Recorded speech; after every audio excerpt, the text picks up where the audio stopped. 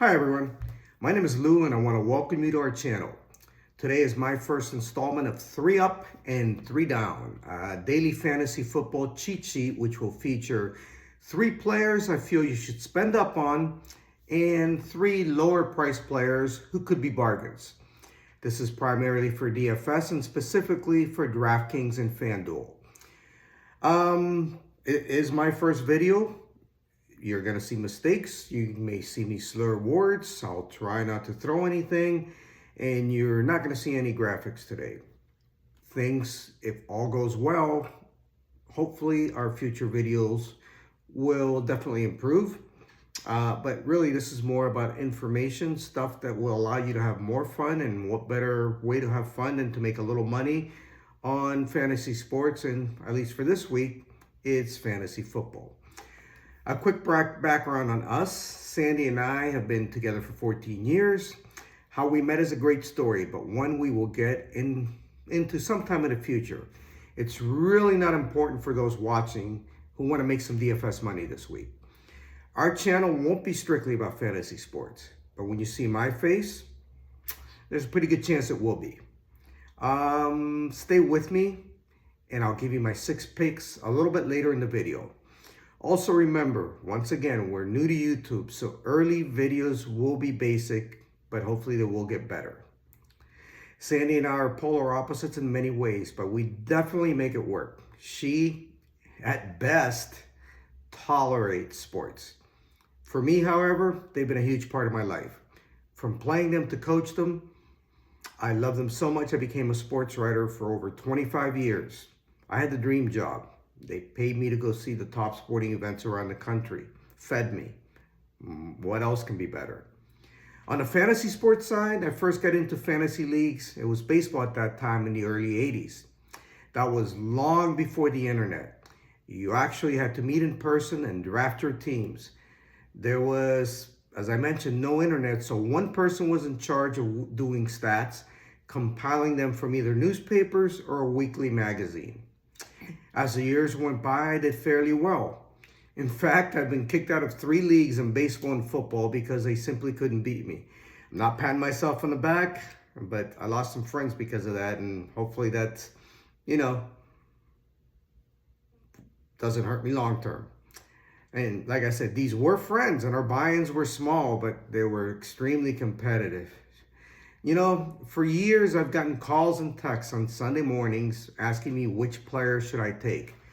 To a lesser degree, that has also happened for baseball, basketball, and golf. Since, I play all of those in daily fantasy. I decided the best thing to do is to put a handful of picks on YouTube and cut down on all the responses I have to make via my phone. But if you're still undecided on what players you want up to 30 minutes before the 1 o'clock kickoffs, you like and subscribe this video, and I will answer all questions you have, provided you leave a comment with a question. As long as it's by 12:30, because the final 30 minutes, I have to go through all my lineups. As fantasy sports evolved into DFS, I took a shot at that. I'm a big numbers and stats guy. As a sports writer, you almost have to be. And I have to have a method or a formula for just about everything I do. I hate making decisions. After a lot of losses in DFS, I eventually started turning a consistent profit. I'll be the first to tell you, taking down a big money DFS contest on either Draftkings and Fanduel not only takes some great picks, it also takes a little bit of luck. Having said that, I've done it 3 times in the last 6 years, twice on Draftkings. But that was just icing on the cake. What I'm looking for is to turn a steady profit every week. I look for players who I think can give me 4 times their value on Draftkings and FanDuel. For example, if a player costs $6,000 on both sites, I'm looking for 24 fantasy points. That will get me to 200 points on Draftkings and 240 on FanDuel because their salary caps are $50,000 and $60,000. Both totals, if I can get to that, should get you pretty far up on the leaderboard. Obviously, chances are you're not going to get 4x on every player. That's particularly difficult with the higher priced players. So a 3x on a player or 2 is fine. You can even get away with a 2x. You just want to stay away from any players whose floor is lower than that. Granted, in tournaments as opposed to cash games, you do have to take some chances at times with players because their ceilings are much higher than their floors and their ownership will likely be low. So it's okay, throwing a stab at a player if you think that this is going to be his big week and you've got something to back it up with. As long as the player is cheap and you think he'll be likely owned or lightly owned. Enough gibberish. Let's win some money together. I'll start with the 3-up players. Those in the higher end of the price range you should spend up for. The first is Buffalo quarterback Josh Allen. If you play season-long fantasy football, you know there were many who didn't feel good about Allen this year as they had in previous years. The Bills lost their top 2 receivers in Stephon Diggs and Gabe Davis. Offensive coordinator Joe Brady came in midway through the season and made it more of a run-oriented offense. All of that were signs that pointed to Allen having a bit of a drop-off this year. But 4 weeks into the season, Allen is second only to Patrick Mahomes in odds to win the MVP. And this has been done without a proven number 1 receiver. Allen is the highest priced quarterback on both sides, fetching $7,700 on Draftkings and $9,300 on FanDuel. He travels to Houston this week. The Texans will score points, and they also give up the 7th most fantasy points to a quarterback. Another reason I really like paying up for Allen is that, having been a coach, I'm a big believer in planning trends for coaches. In Allen's first 4 games, he's had 20, 9, 32, and 8 fantasy points.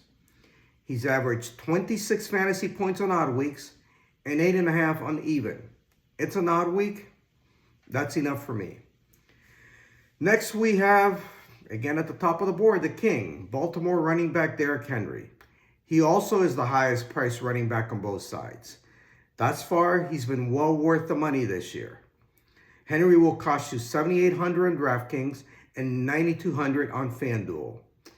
Now, you can't expect him to get 209 yards from scrimmage he had last week against the Bills, but I'm sure you'd settle for the 174 he had the previous game.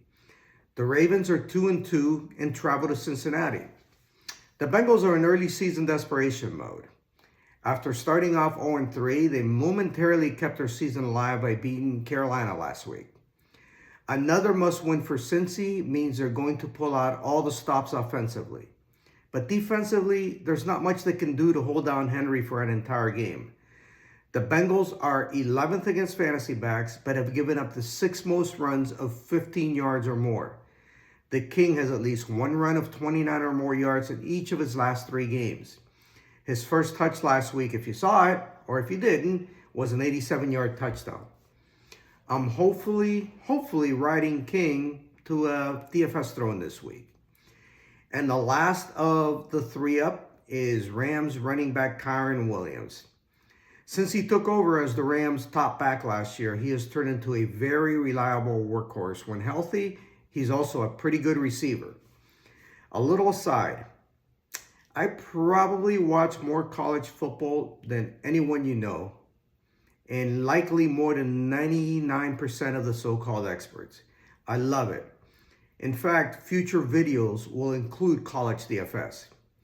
Watching so many college games also helps in NFL DFS. It helps me understand what the players can and can't do once they get into the league. I've got a tremendous record at drafting rookies and staying away from those that flopped. I liked Kyren Williams when he was at Notre Dame, but never did I think he'd be this kind of player in the pros. Apparently, neither did most NFL scouts, as he wasn't drafted until the 5th round. I believe it was the 164th pick. This week, Williams' team hosts Green Bay. The Packers are middle of the pack, pun intended, against the run and the pass. But with all the injuries the Rams have at the receiver position, Williams is their biggest threat. He will get touches both on the ground and in the air in what is a very big game if the Rams want to stay off in playoff contention. Volume is a key here. The first of my 3 down, the cheaper options, is a lesser known name, at least for now. Cincinnati tight end Eric All Jr. Starting tight end Mike Gesicki has steadily lost snaps and has been outperformed by all, since Gesicki had 7 catches, I believe, for 91 yards in the second week. In fact, Eric All has outsnapped him almost 2-1 last week. In the last 3 games, All has 4 catches on 4 targets in each game. He is steadily becoming a go-to third down player for quarterback Joe Burrow. It's only a matter of time before he becomes involved on every down. This week, the Bengals host Baltimore, the second worst fantasy defense on DraftKings against tight ends. One more thing, Alt played at Iowa, also known as Tight End U. All the Hawkeyes do is produce NFL tight ends. In case you didn't know, George Kittle, TJ Hawkinson, Noah Fant, and Sam Laporta all graduated from Iowa. Next up in the 3 down is another tight end, the Raiders' Brock Bowers. I know if you use both, one will have to be your flex play, but it could very well be worth it to get higher priced talent at other positions. Simply put, Bowers is due to have a breakout game, and I think this may be the week. He has been steady. I think he was probably the best tight end I ever saw in college. He could do everything at Georgia, and I believe he will be a great one in the NFL as well. This week, Bowers goes up against Carolina's 6th worst tight end defense. The rookie is coming off his worst week of the year with just 2 catches for 19 yards. He did run once for 12 yards, which could be a sign that the Raiders are trying to utilize him in different ways.